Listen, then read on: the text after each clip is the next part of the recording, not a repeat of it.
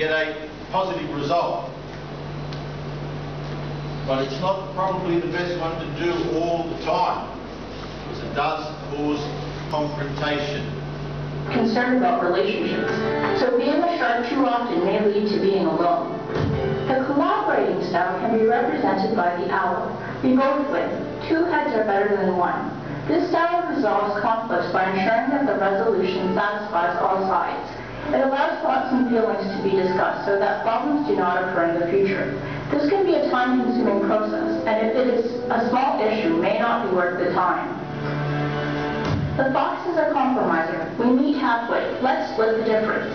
This requires both parties to give something up, but both are satisfied in the end. This can also be a time-consuming process if parties are unwilling to give something up. The teddy bear is an accommodator. I give in. I don't care that much. Have it your way. The teddy bear cares more about the person than the issue. However, if this style is used too often, a person may become resentful because they are unable to give their opinion. The last style is the avoiding turtle.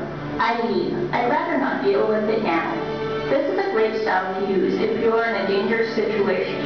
It is also good to use if emotions in a conflict are running high and those involved need to cool down. However, the turtle might not speak up even when the conflict is about something important to them. As well, avoiding conflicts is not a good way to handle life. Let us now look at 2 scenarios from the hit TV shows Grey's Anatomy. Try to guess what conflict style is being used in each scenario. Okay, you've got an understanding. What are they again?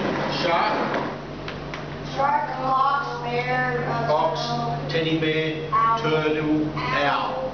Okay?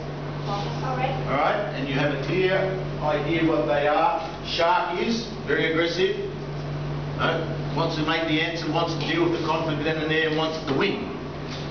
The owl likes to talk about it with somebody else and come up with a solution. Win-win. The fox compromises. Halfway. The teddy bear, friends. You know, friends, oh, don't worry about it, it's okay. Look, if you want to go and play handball, we'll go play handball. That type of friend. Even though you might want to go and jump on the trampoline. But because your friend wants to do it, you'll go off.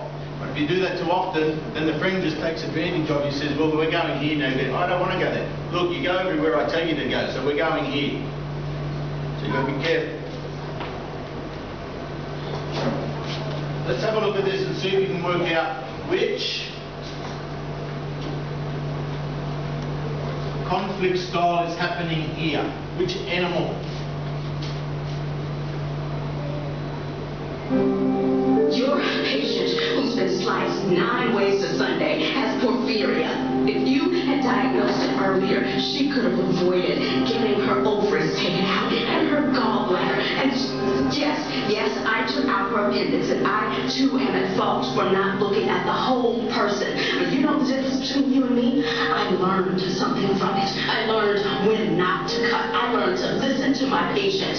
How could you have not learned in 3 years what took me 3 months to learn? And the reason I had her chart was because you ignored my patient and she needs to get started on Heman right away. You put it in her IV. You give it to her daily for 4 days. The patient gets better. The patient doesn't get prodded, probed, scoped, or cut open like a Thanksgiving turkey, you supercilious fool. Dr. Bailey. Which conflict style was that doctor talking in? Teddy bear? I think it was The owl? Fox? Shark? Which one? Why?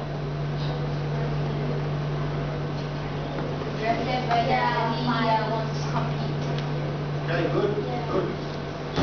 Did you guess correctly? Dr. Bailey acted like a shark. The other doctor was not doing their job and she was preventing a patient from having unnecessary surgery. Let's now look at scenario 2.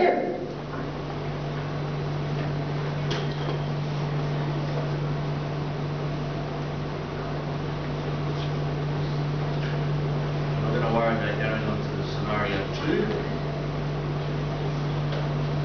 They have a dominant style, but different styles are appropriate for different situations. The next time you have a conflict, try on another style.